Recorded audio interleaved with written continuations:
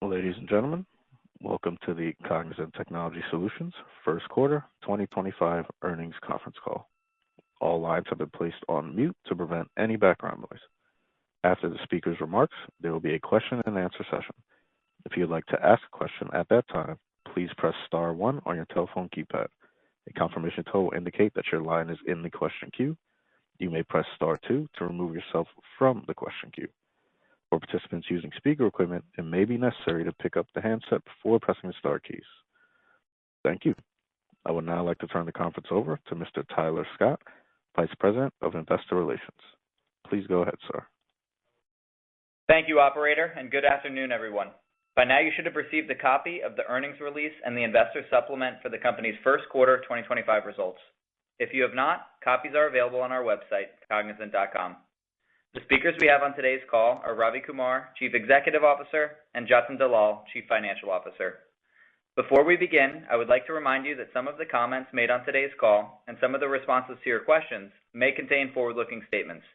These statements are subject to the risk and uncertainties as described in the company's earnings release and other filings with the SEC.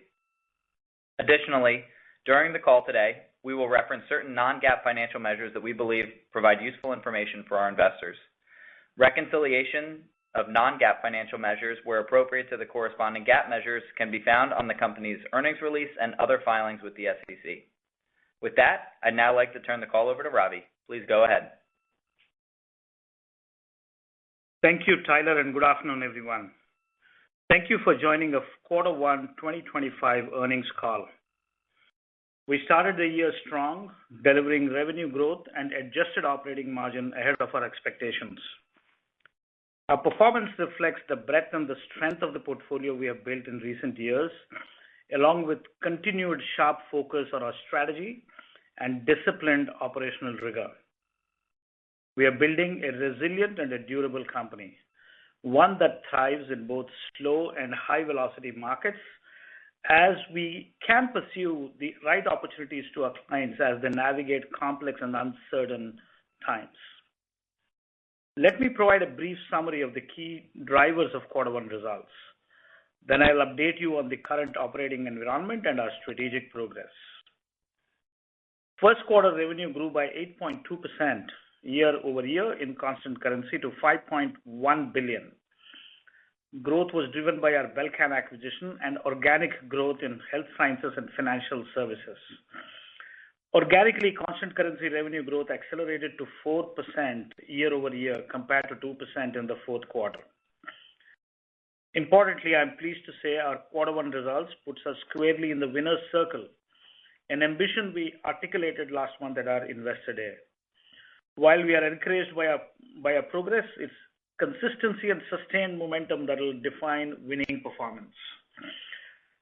Looking more closely at our revenue, health sciences led the way, up over 11% year-over-year in constant currency. Growth was again broad-based across payer, provider, and life sciences, as recently won large deals more than offset discretionary spending pressures. Our financial services segment grew for the third straight quarter, up 6.5% year-over-year in constant currency, an acceleration from the fourth quarter. We saw healthy discretionary spending as clients continued to invest in cloud and data modernization and in building foundations for AI-led innovation. On a trailing 12-month basis, bookings grew 3% over the prior year, providing a healthy backlog to support our outlook for this year. We had 4 large deals in the first quarter, including a mega deal valued at more than $500 million. TCV from large deals was up mid-single digits year-over-year. Adjusted operating margin of 15.5% improved by 40 basis points year-over-year, putting us on track to achieve our full-year guidance of 20 to 40 basis points of expansion. Voluntary attrition ticked down 10 basis points, and headcount remained nearly flat from last quarter. Adjusted EPS grew 10% year-over-year, our 6th consecutive quarter of year-over-year growth. We are pleased with a strong first quarter performance, but as you know, the macro environment changed sharply in early April and continues to evolve in real time. As our clients navigate this period of elevated uncertainty, they're partnering with us to re-baseline the cost of technology deployment, and we continue to see opportunities related to productivity, efficiency, and cost takeout.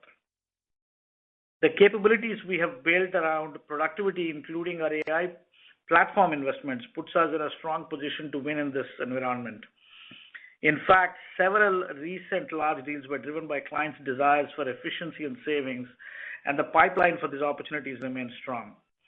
Additionally, the steps we have taken in recent years aimed at developing leadership and talent, strengthening our operational discipline, and rebooting our innovation engine have reinvigorated the company, positioning us ahead of the curve while building resilience and durability. As we highlighted at our Investor Day, we are investing heavily in AI-powered software-led engineering at the intersection of digital and physical worlds, making products intelligent, connected, and autonomous. We are now integrating all our existing expertise in embedded software and IoT with recently acquired capabilities from our M&A in autonomous technologies, chip-to-cloud engineering, and Belcan in the aerospace industry into a world-class engineering capability for our clients. The future of IT services will be powered by the double-engine transformation of AI technologies, both for hyper-productivity and innovation-led opportunities. Consistent with our heritage, we sense these opportunities early, and we've been investing in building these capabilities, training, partnerships, and platforms at a pace we believe has been ahead of our peers since 2023. The scaling laws of AI continue to accelerate computing efficiency, cost reductions, and accessibility, unlocking use cases at a rapid pace and making the outputs more accurate and cheaper. Looking across Cognizant, we now have approximately 1,400 early Gen AI engagements compared to 1,200 at the end of the fourth quarter. As I've noted in prior discussions, we see the development of AI playing out in three distinct vectors. In the near term, we see Vector 1, which is focused on AI-led productivity, as an opportunity for enterprises to address the estimated $2 trillion of technical debt on their balance sheets. In quarter one, AI-written code increased to more than 20% for us and is a pioneering opportunity for our developer communities. Sharing this AI-led hyper-productivity has been among the key differentiators for us in originating large deals led by productivity and lowering technology deployment costs. Vector 2 involves industrializing AI. We believe every company needs unique plumbing to successfully adopt AI by localizing, customizing, and integrating AI into enterprise technology landscapes. In addition to our efforts with hyperscaler partners like Microsoft, AWS, and Google, and enterprise software providers like ServiceNow and Salesforce, among others, in the first quarter, we deepened our partnership with NVIDIA. Our work together will be aimed at accelerating the cross-industry adoption of AI technology in 5 key areas: enterprise AI agents, industry-specific large language models, digital twins for smart manufacturing, foundational infrastructure for AI, and Cognizant's Neuro AI platform for integration of NVIDIA AI technology and orchestration across the enterprise technology stack. And thirdly, we expect the evolving Vector 3 opportunity of agentification will be the largest, as it has the potential to unlock many new labor pools and to create a significant multiplier effect on total addressable spend. We are seeing early agentification experiments from our clients in financial services, retail, and healthcare. To illustrate an example, working with Google LLM models, our teams have developed more than 20 agentic solutions addressing many of healthcare's most pressing challenges. Our work touches efficiency, customer experience, clinical decisioning, and regulation. It spans across prior authorization, appeals and grievances, member portals, fraud and auto adjudication, among other areas. In this space, we have secured pilot engagements and are focusing on transitioning them to scaled deployments. With the help of our AI labs, we are significantly strengthening our Neuro suite of platforms, which allows our clients to embrace AI on an accelerated path. As an example, just recently, we achieved a groundbreaking milestone in LLM uncertainty estimation. This patent-pending technology allows us to set uncertainty thresholds on LLM outputs to manage hallucinations and on a case-by-case basis fall back to rules-based code or human intervention, making multi-agent systems safer and more consistent. This work adds to our 50-plus existing patents in AI. Stepping back to look at Gen AI over the long term, we see the market opportunities simultaneously powering both productivity and innovation, and the three AI vectors reinforcing one another. As I mentioned at the start of my comments, winning requires consistency. Our consistent execution on our strategic priorities over the past 2 years has driven our pivot from stabilization to growth, with our first quarter performance serving as a strong proof point. As we look ahead, we believe winning also demands industry depth, execution excellence, and an evolution of how we operate. As we discussed at our Investor Day, we have evolved our three strategic imperatives to the following: amplifying talent, scaling innovation, and accelerating growth. Let me share some recent client wins and business developments within the context of our strategic imperatives. First, with amplifying talent, we are strengthening our talent pipeline with skills needed for the AI era.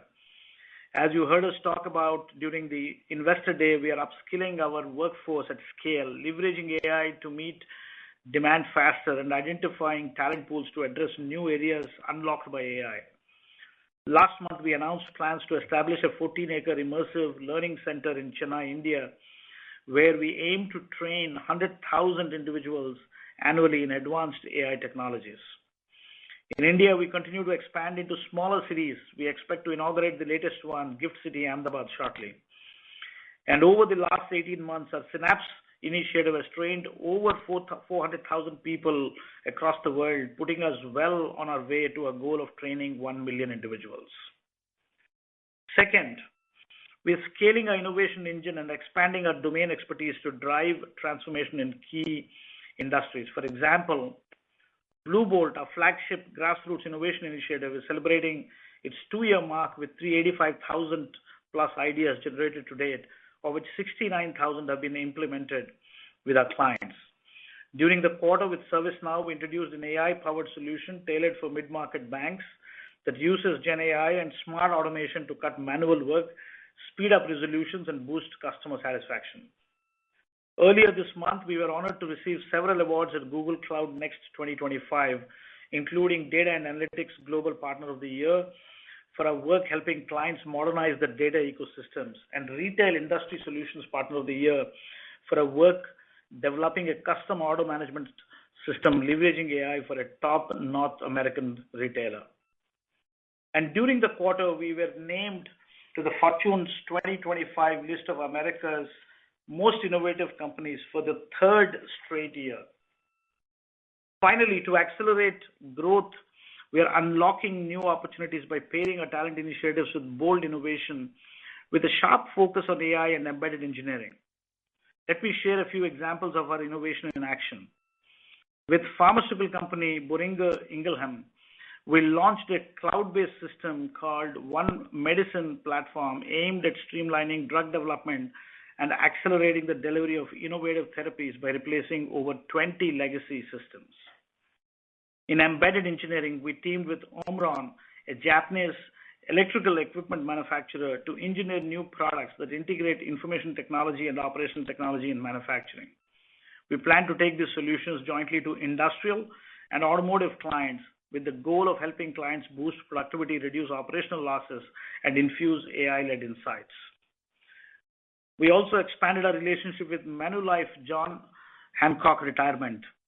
Our collaboration includes helping establish a new record-keeping system and enhancing the digital ecosystem, leveraging AI capabilities to simplify the retirement planning experience. Next, we continue to strengthen our Global Capability Center, or GCC, strategy. We are undertaking more engagements to support clients on their GCC journey, establishing new centers and equipping them with strategic AI tooling and platforms needed to drive operational strength.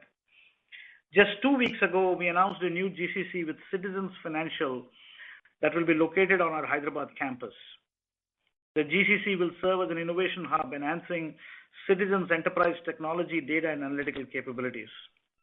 We will support the center with our Neuro and FlowSource AI platforms, delivering advanced services in cloud computing, data management, and cybersecurity. As we discussed at our Investor Day, we view GCCs as a growth opportunity for both clients and ourselves. Our differentiators in the GCC space include deep domain expertise in the industries we serve, our technology prowess, and our capability strength in India and the United States. These partnerships reinforce our position as a trusted transformation partner and mark new growth opportunities. Finally, Belcan opened an aerospace and defense hub in Toulouse to better support global demand and local OEMs. I am also thrilled that Belcan was recently named GE Aerospace Supplier of the Year. In closing, amidst near-term uncertainty, we are proud of our strong all-round performance and momentum. We believe our early bets on AI, combined with investments in practical tooling and distinctive strengths at the crossroads of design, technology-led engineering, and operations, positions us to lead in today's dynamic market. Employee and client metrics remain at a historic high, and our operational rigor, cost discipline, and a productivity-first mindset are helping expand our profitability while fueling continued investments into our future. We are confident the portfolio we have built will drive sustained progress towards the growth targets we outlined at the Investor Day, including top-tier revenue growth, consistent margin expansion, and EPS growth outpacing revenue growth. And now I would like to turn the call over to Jatin. Thank you, Ravi, and thank you all for joining us. We are pleased with our first quarter results, which demonstrate continued progress on our path to industry-leading growth. Despite an increasingly complex economic environment, we exceeded the high end of our revenue guidance range and expanded adjusted operating margin by 40 basis points year over year, driving adjusted EPS growth of 10%. Let's turn to the details of the quarter. First quarter revenue of $5.1 billion grew 8.2% year over year in constant currency, led by strong organic growth in health sciences and financial services. Revenue growth included approximately 400 basis points of inorganic contribution, primarily from Belcan. We did not see a significant impact on our business from the recent macroeconomic uncertainty during the first quarter, and we have not had any material customer cancellation during the quarter and through today. In April, we did begin to see some slowdown in client decision-making and discretionary spending. This has been more pronounced with select clients in certain segments, including health sciences and products and resources. We believe the impact has been isolated so far in the second quarter, and we are closely monitoring development for implications across our broader portfolio. On the positive side, demand in our financial services segment remains healthy. Despite the uncertainty, this environment is presenting opportunities as clients prioritize cost optimization, vendor consolidation, and productivity to drive resiliency in their own business. We believe we are well positioned to capture this demand as clients seek end-to-end partners like Cognizant with capabilities that can help drive near-term cost savings while supporting their longer-term innovation and modernization agendas. Now, let me provide some color by segment. As Ravi mentioned, health sciences year-over-year growth was again broad-based. Our clients are carefully watching the potential impact from changes to government healthcare programs and are navigating rising costs. That said, our backlog remains healthy, and we believe we are well positioned long-term as a strategic partner to our clients as they navigate the near-term uncertainty. Financial services has demonstrated resilience across capital markets, cards and payments, fintech and commercial banking clients, primarily in North America. Revenue accelerated from the fourth quarter, and we saw healthy discretionary spending. In products and resources, Q1 growth was driven by Belcan. Organically, the demand environment for this segment has been weak due to discretionary spending pressure. We see clients slowing their spending decisions and preparing for more direct impact from changes in tariff policies. We are building a pipeline of cost takeout and productivity-led deals to support our clients in moving forward in this environment. Communications, media, and technology revenue was roughly flat sequentially as the discretionary demand here has been stable but is not yet improving.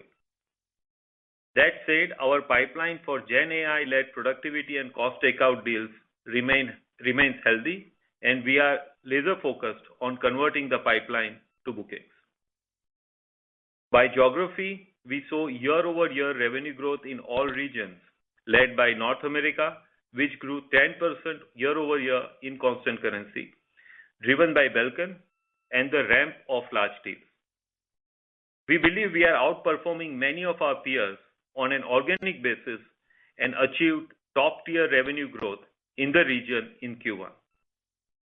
Europe grew 3% year-over-year in constant currency, driven by growth among life sciences and financial services clients, including UK public sector, which helped drive strong constant currency sequential growth of about 4% in the UK. We are encouraged by our momentum in Europe, which has been driven by new logos and a more focused sales strategy. The rest of the world increased about 7% year-over-year in constant currency. Growth was driven by recent large deals, particularly within comms, media and technology, and financial services. Turning to bookings. First quarter bookings declined 7% year-over-year, driven by a decline in rest of the world region, which had $200 million plus deals in the prior year period. The mix of new and expansion bookings grew significantly year-over-year and represented more than 50% of our quarterly bookings. On a trailing 12-month basis, bookings grew 3% year-over-year to $26.7 billion and represented a 1.3x book-to-bill. Our pipeline continues to grow, particularly for large deals, and we have seen healthy demand in applications, AI, and cybersecurity. Turning to margins. During the quarter, we sold an office complex in India for proceeds of $70 million and recorded a gain on transaction of $62 million. Excluding the positive impact of this transaction, adjusted operating margin was 15.5%.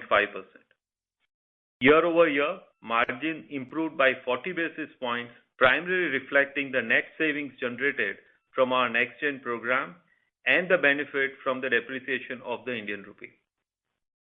This was partially offset by increased compensation cost. Utilization also increased to approximately 85%, driven by operational discipline. Now moving to cash flow and capital allocation. DSO of 81 days increased by 3 days from both the end of 2024 and the year-ago quarter, driven by business mix. This remains in line with the assumptions in our 2025 cash flow guidance. First quarter free cash flow was $393 million. This includes the $70 million from the sale of an office complex in India, which we plan to redeploy in India over the next several years, including for the development of a new 14-acre learning campus in Chennai that we announced earlier this month.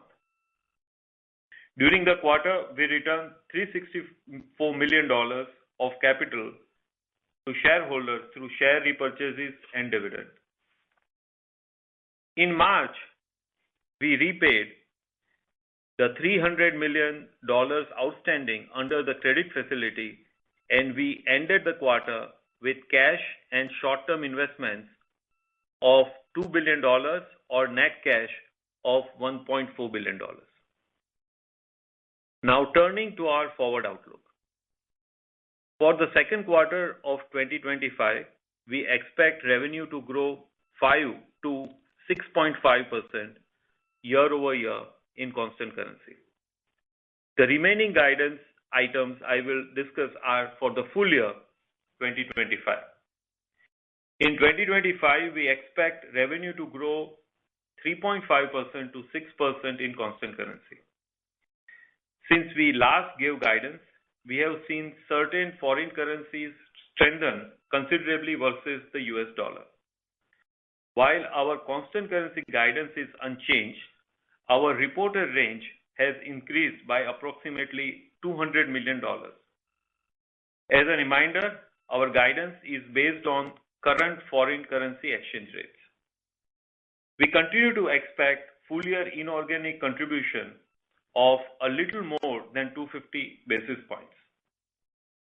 The low end of the revenue guidance assumes further deterioration in the demand environment, and the midpoint incorporates the deterioration we have seen to date with offsets from pipeline conversion and the large deal TCV growth we saw in the first quarter. The high end assumes an improvement in the demand environment, further supported by our large deals pipeline. As Ravi discussed, the dynamics are shifting in real time, and this guidance reflects the visibility we have today. Our adjusted operating margin guidance remains in the range of 15.5% to 15.7%, representing 20 to 40 basis points of expansion. Given the new realities of the macro environment, we expect growth opportunities will continue to be led by larger cost takeout and productivity-led bookings. Based on this dynamic, we now expect margin expansion will be driven primarily by cost discipline and SG&A operating leverage. That said, we remain focused on strengthening our operational rigor through AI-led efficiencies, pyramid optimization, and automation to improve gross margin over the medium term. Our adjusted tax rate guidance is unchanged at 24% to 25%.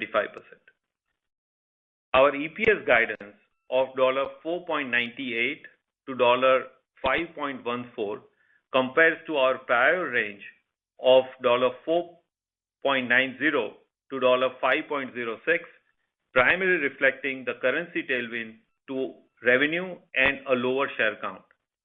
This represents 5 to 8% growth. And we continue to expect free cash flow to represent more than 90% of net income. As we discussed at our Investor Day, we expect to return approximately $1.7 billion to shareholders in 2025, including $1.1 billion in share repurchases and $600 million in dividends. This reflects the incremental $500 million of share repurchases planned for this year that we announced on our Investor Day. We believe this strategy also gives us flexibility to pursue opportunistic M&A. Therefore, we now expect a weighted average diluted share count of about 491 million compared to 493 million previously. We expect to be active in the market repurchasing shares when our trading window opens. And we remain very confident in our long-term growth opportunities and our leadership team to consistently deliver on our strategy. With that, we will open the call for your questions. Thank you. We will now be conducting a question and answer session. If you would like to ask a question, please press star 1 on your telephone keypad. A confirmation tone will indicate that you are in the question queue. You may press star 2 to remove yourself from the queue. For participants using speaker equipment, it may be necessary to pick up your handset before pressing the star keys. In the interest of time, we ask that you limit yourself to one question and one follow-up. One moment while we poll for questions.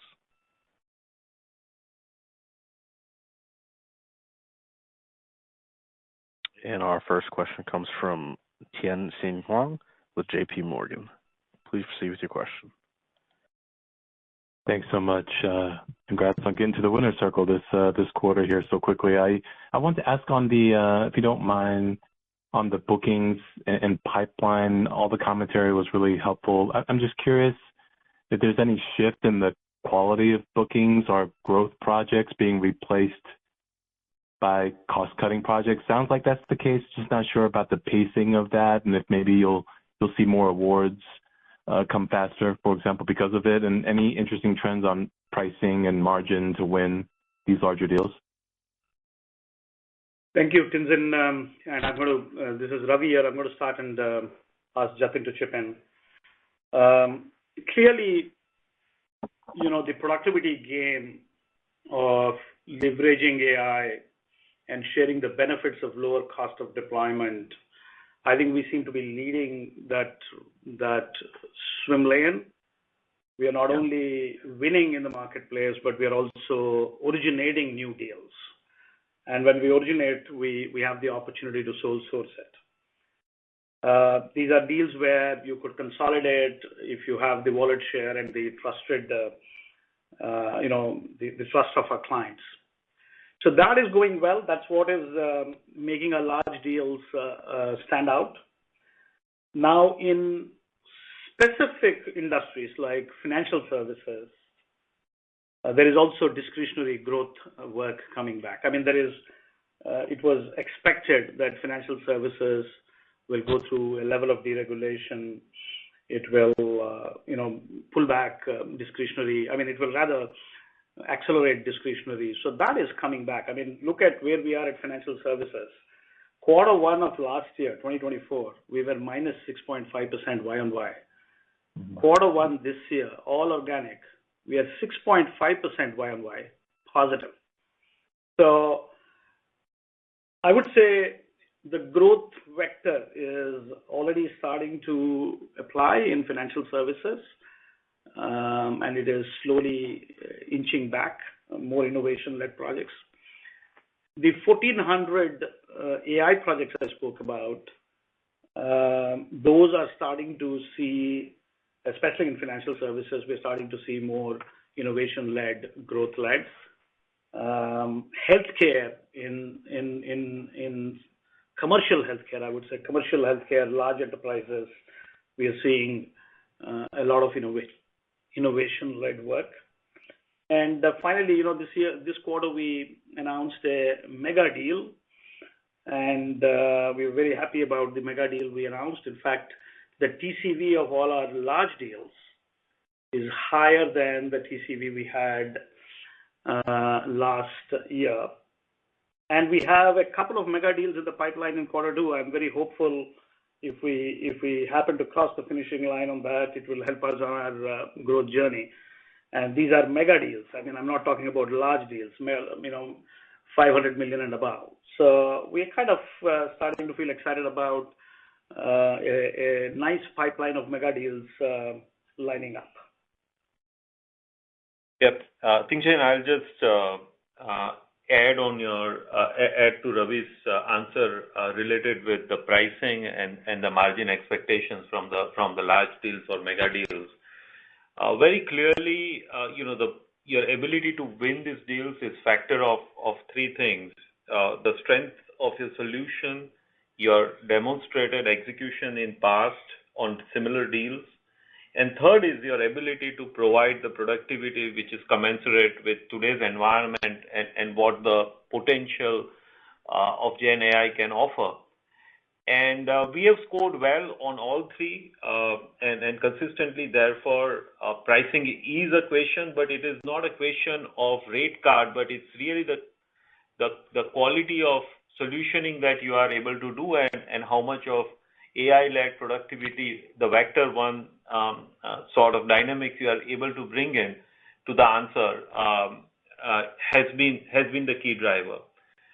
It does have margin implications in the initial year, but now we have a portfolio. We have been in large deals for 3 years now, and the ones that we won in end of 22, beginning of 23, are at a place where we are now executing at a better margin than what we had initially. So you manage it as a portfolio because the initial margins you will have to work with in the context of the larger business and larger portfolio. And if I may just add one other differentiator, the AI productivity, we are the only one, I mean, in my peer group, which has actually called it out, and we are continuing to monitor it inside, and we are bold enough to tell our clients that this is productivity we can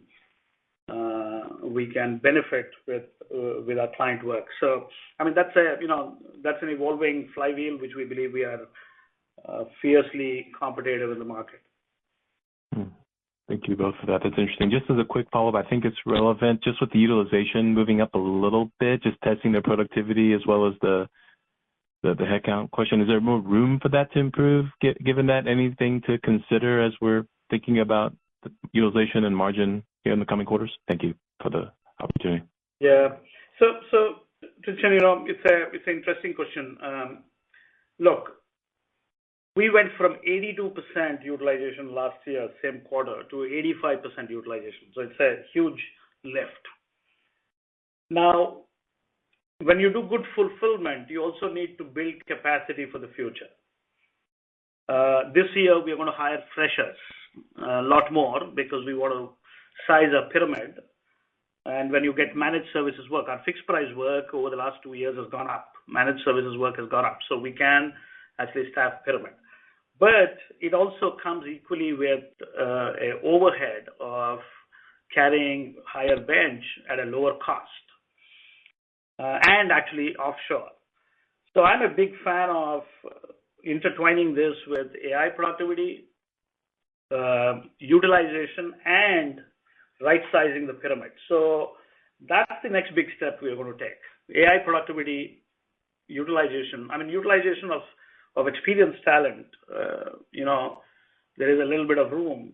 But once you feed freshers in, you need some room for utilization to tick up. So we're kind of playing on all three, and we're going to add freshers into the mix this year. So that's broadly how we are approaching our cost of human capital.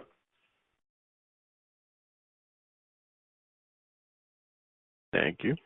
And our next question comes from the line of Ramsey El-Assal with Barclays. Please proceed with your question. Hi, thanks so much for taking my questions this evening. I wanted to ask about the April slowdown in decision-making that you're seeing, and I guess in particular the comment that Jatin made about seeing the impact as isolated in the second quarter. I'm just trying to understand the degree to which maybe you see it as particularly ring-fenced by a particular client or geography or some way to kind of make it feel like it's more, temporally bounded rather than something that could, get worse. Yeah, sure, Ramsey. So clearly, it is. Let me start with the positive news is that, as I mentioned, that financial services continues to present a lot of opportunity and there is a lot of strength there. Communication, media, and technology is stable demand. It is certainly remains unaffected. We do see pockets of caution in health business because there is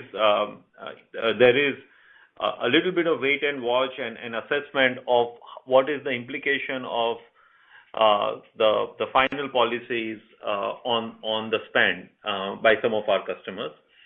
The one where we see an impact is products and resources business, which has more direct impact and implication from tariff, be it a manufacturing sector or our consumer and retail sector. So this is how we see the spectrum of segments and how they're impacted within the US. Okay. And, acknowledging your exposure to U.S. government work is really small, and I know you also called out that you haven't seen any contract terminations. Will Belcan kind of completely dodge the DOGE axe, just given the critical nature of the offerings there, or is there still any risk that you're seeing? Again, acknowledging that it's a very small part of your business that you could see some contracts terminated on the government side. Thanks. Yeah. So Belcan mostly works on engineering and not on enabling technology. So engineering is building things for the future. And in some ways, engineering has always been on the revenue side of the equation, or building side of the equation versus enabling side. So that is one part. The second is, the exposure to government is very little for them, and some of it is a little bit through the primes and contractors. It is primarily a lot of commercial, aerospace work they do, which has no impact on us. So far we have not seen any impact, and the exposure they have is pretty small. Thank you. And our next question comes from the line of Darren Eller with Wolfe Research. Please proceed with your question. Hey guys, thanks. So your organic constant currency growth did look like it did continue to notably accelerate this quarter. So maybe just revisit that for a minute. If we, other than the financial services discretionary tailwinds you're starting to see, which is good to hear, is this associated with just large deals from the prior year transitioning into revenue now? And where are we on the conversion from existing bookings into revenue, and how could we expect the cadence from an organic standpoint to shake out for the rest of the year from your perspective? So a large part of, if you have seen the industry vertical split, a large part of our organic growth has actually come from healthcare, and healthcare has been comprehensive all the way from provider to life sciences, and financial services, which has gone through, both these sectors have gone through significant upside for us. And we've been, look at our deals in the last 2 years. We did $2,900 million deals last year. We did $1,700 million deals the year before. And the third year, at the end of the second year and the start of the third year are the ones where you start to see the ramp in a big way. So certainly that's where we are seeing traction. This is also a quarter where all three geographies have fired cylinders. We've had some great traction in Europe. We've had, if you remember the deal we did with Telstra in Australia, that has had traction that is already into the second year. So large deals and discretionary small deals coming back in financial services. I would say I would put these two as the mix. In fact, this quarter, one of the things we don't tell the street, but we kind of monitor internally, is ACV. Our ACV on a year-on-year basis has gone up as well. The size of the large deals have gone up, and the ACV has gone up year over year. So that is, that's an important metric.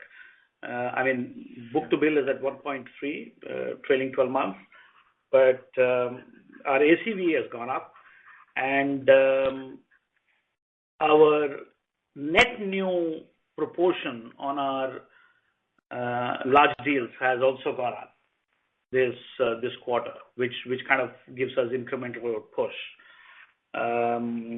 So that's how we are seeing it. So it's the two big industries for us are actually firing cylinders, which is helping us in the process. And these two sectors, in some ways, also don't have an indirect impact related to the geopolitical, related to the larger economic situation around tariffs and everything else. All right, that's really helpful. Just maybe touch on the labor market conditions also and what you're seeing there. Obviously, we saw attrition was pretty flat quarter over quarter. So just help us understand where you stand there, as well as any elements of wage inflation or any changes in the environment. Thanks again, guys. Nice job. Yeah, we see stability on attrition. As you can see, it's actually down slightly, and we don't see any undue pressure of attrition, and therefore either impact on wage, which can raise up, or any impact on our ability to deliver our projects to our customers. I think we are in a good spot. in a healthy spot, and between quarter 4 and quarter 1, there is a continued stability on that. Just to add to that, there's one other aspect which helps on our growth is fulfillment. We've had an extraordinary period of fulfillment. The number of people we can hire as an attractive employer, the percentage of offers which get accepted, and the percentage of people who are coming back. I've actually mentioned about it in my previous public earnings that we have a huge number of returners coming back, and we have a big pipe of it. That is helping us on fulfillment, which in turn is going to help in discretionary, because discretionary is smaller projects with more experienced people. So in addition to a lower attrition, flattish curve, we also seeing good fulfillment. Thank you. And our next question comes from the line of Jim Schneider with Goldman Sachs. Please proceed with your question. Good afternoon. Thanks for taking my question. I was wondering if you could maybe just give us a bit of a perspective on sort of your level of comfort. Seems like, the current emphasis on cost takeout by your companies is really kind of playing to your strengths right now. Maybe give us a sense about, relative to your outlook for the year, how much backlog coverage do you have in the current revenue outlook for the year? And then maybe secondly, can maybe talk a little bit about the gross margin trends. I think you talked about maybe not expecting so much of the margin improvement to come from gross margin, but rather from operating expenses. Maybe give us a little bit of color on if anything has changed with respect to the gross margin composition, whether that's due to the wage increases or something else. Thank you. Sure, Jim. So on the commentary on the way we look at the guidance for the year is really at the lower end that the environment has to further worsen for that to come true at the lower end. The midpoint of the guidance really factors the impact that we have seen so far, which is offset by the pipeline that we see, and which is offset by the deal wins that we have had in quarter 1. And at the higher end of the guidance, we are assuming that the environment has to become better from where we are in quarter 3 and quarter 4. So that's the sort of spectrum of possibilities that we see for the rest of the year. We do feel good for what we have as our backlog, as Ravi also spoke about it. Couple of points there is that on a trailing 12-month basis, our book-to-bill ratio is 1.3x, which is quite healthy. We have seen a higher net new or expansion deals, more than 50% of total bookings that we have seen in quarter 1, which is another healthy aspect of the booking. So that provides the coverage that we see for the rest of the year as we anchor ourselves around the midpoint of the guidance. Your question around if I cover the gross margin question, I think our context of that comment was more around the fact that the pricing ability to get a superior pricing in an environment like this, as you can imagine, is low, and therefore it's really the cost discipline that will drive the outcomes on the operating margin for the rest of the year. Ravi spoke about earlier our on gross margin. There are clearly 3 levers. One is the utilization. Second is the productivity that we can drive through Gen AI, and third is the pyramid correction through infusion of recent college graduates into the workforce. And this will continue to be the driver for us to improve the gross margin. Of course, environment like this also offers opportunity for you to correct your look at all the cost aspects which go in your G&A line and continue to find opportunities there. So that also remains as an option that we'll continue to pursue. So that's the context of what we have baked in for our operating margin guidance for 2025.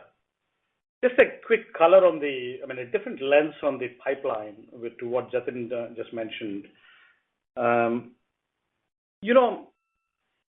We spoke about ACV going up, mega deals in the pipe in quarter two, and hopefully it continues, and net new business higher than the renewal in our mix. Now, the two other aspects which are starting to make me feel very optimistic. One is our new logo hunting has really improved in since the time I have come. I've not seen such an extraordinary run on new logos. We are starting to feel very confident about not just winning large deals, but winning large deals in new logos. And there is one other aspect, the 1,400 AI projects we are doing, a lot of them are innovation-led. They're small prototypes, proof of concepts, and rapid prototypes. But as the discretionary starts to trigger, and more importantly, when we do this cost takeouts, we underwrite some of that money, that downstream opportunities are huge. And we think we are in a pole position on that. So, as I mentioned in my remarks, we want to build this company for slow and fast velocity. Right now, it is cost takeout and vendor consolidation and productivity. But when the innovation engine fires, like it is doing today in financial services, it will in other sectors. We think we are in pole position to seize those opportunities. Thank you. Thank you. And our next question comes from the line of Brian Keane with Deutsche Bank. Please proceed with your question. Yeah, thanks for taking my questions. Congrats on entering the winner's circle. I guess, Ravi, my question is, how sustainable is it? Can you stay in the winner's circle, and why would that be? Yeah, so I want to be humble here to say that one quarter is not enough. We have to consistently do this every quarter. And our belief is being in the winner's circle is about consistency and durability of who we are. What we did this quarter, we're very proud of it, but I would say I am in the winner's circle with a sense of pride only when I do this consistently for a couple of quarters. We feel excited about where we are in relative to our peer group, how we are winning, and if we get some tailwinds from the external market as the high velocity market kicks in, we get to much bigger growth numbers. But what we are comparing ourselves now is relative growth, relative organic growth, and we feel like it's a good starting point. It is to answer your question. I think it can be sustained. I mean, we just have to keep doing this again and again, and it's a treadmill. We just have to keep running on it again and again, and we have the gas in the tank to sustain it. And I'll tell you why I feel so. We've also built a portfolio which is broad-based. We are an all-weather company. It's broad-based.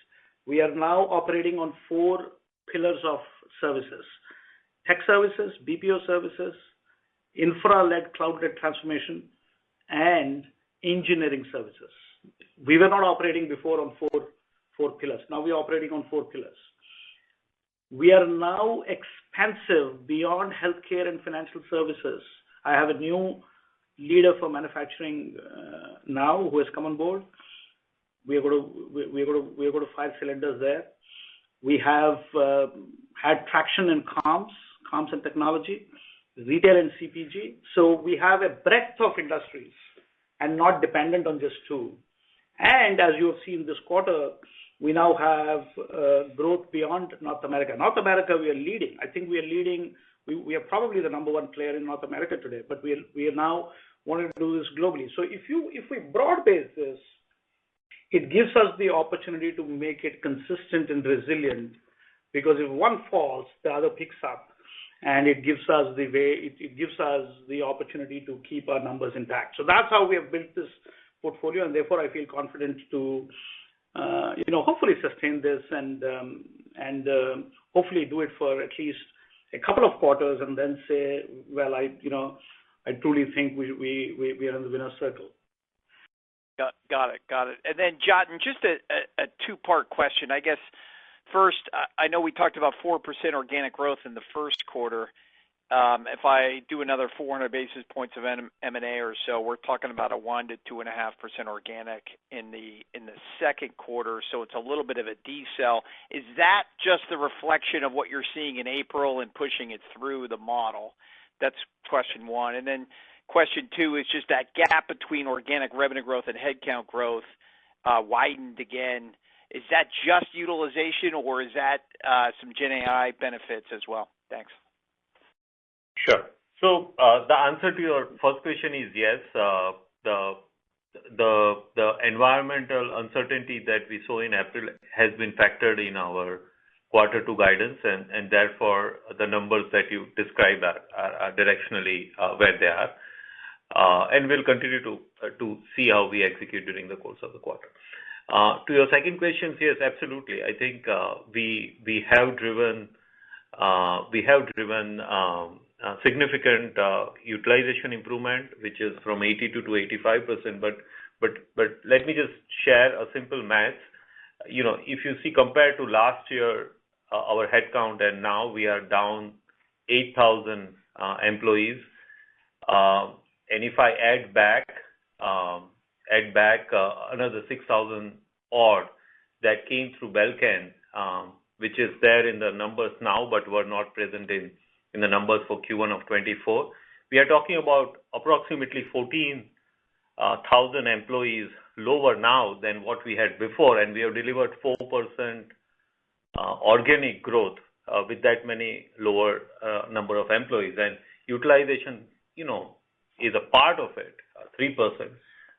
But the total number is somewhere around 7 to 8%. So remaining number has really come through a superior utilization of our resources in delivering the outcome which has been growing. Thank you. And our next and final question comes from Maggie Nolan from William Blair. Please proceed with your question. Thank you. My question is about the pace of conversion. If the mix of business shifts more toward larger scale cost takeout deals, do you feel confident that those can be signed and start contributing to revenue before the end of the calendar year, or is there a possible push out in revenue to next year? Great question. In fact, this is an interesting one. Every time a client has come to me saying the environment is uncertain, I actually felt there will be more paranoia to close cost takeout deals. So there has been in some pockets, the mega deals that I mentioned I'm chasing, they were in this quarter. They rolled over to the next quarter.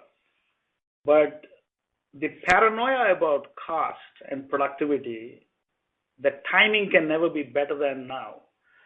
I mean, when you're in a slowdown, there is one way to look at cost takeout deals. When there is a high velocity market, there's another way to look at it. This is not a slow or a high market. This is an uncertain market. So when in an uncertain market, you really want to get the best value. In a slow market, you might still not take a risk, but in an uncertain market, you want to get the best value. So I think there could be some movement, lumpiness of these deals, but when can be a better time than an uncertain, complex environment to do cost takeout? And cost takeout not through labor, cost takeout through technology. I mean, the labor cycles have gone through multiple times. There's very little left on the runway. It's actually technology-led arbitrage, and therefore I do believe this lane will be active this is a double engine transformation, the AI piece. The moment the markets take a little high velocity, we can swing to innovation. That's what's happening in financial services today. Financial services is a little, it's a little running on its own because they've had a lull for 2 years of spend, and now that spend is coming back, and that spend is also getting the sentiment about deregulation, which is helping us. So I would say, in a very optimistic way, that there cannot be a better time to win in terms, and cost takeout deals is the time for them is now, when the market is uncertain. Will there be some lumpiness and deals moving between quarters? I think it would be, but it is going to be a rebaselining of the cost of technology deployment, and we want to lead the way. Thank you. And then what are you seeing in the pricing environment from clients and conversations with clients, as well as any competitive behaviors from peers? Thanks for taking my question. It's a intense intensity is certainly there on the pricing for large deals, but it is more led by your ability to reduce the total cost of ownership of owning a project or owning a technology for customer, as against negotiations around outright rate cards. So it's the better you are at the vector one capabilities of deploying Gen AI into your solution and overall architecture of the deal, the superior your pricing would be.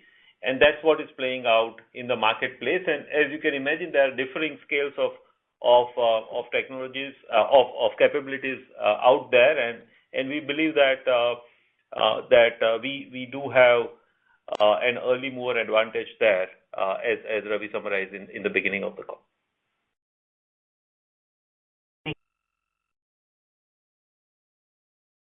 Okay, and with that, I would now like to turn the call back to management for any closing remarks. Thank you. Thank you so much for listening to us, and I look forward to more dialogue, and we're looking forward to the rest of the year. Thank you again. Thanks for joining today. And with that, this does conclude today's Cognizant Technology Solutions first quarter 2025 earnings conference call. You may now disconnect.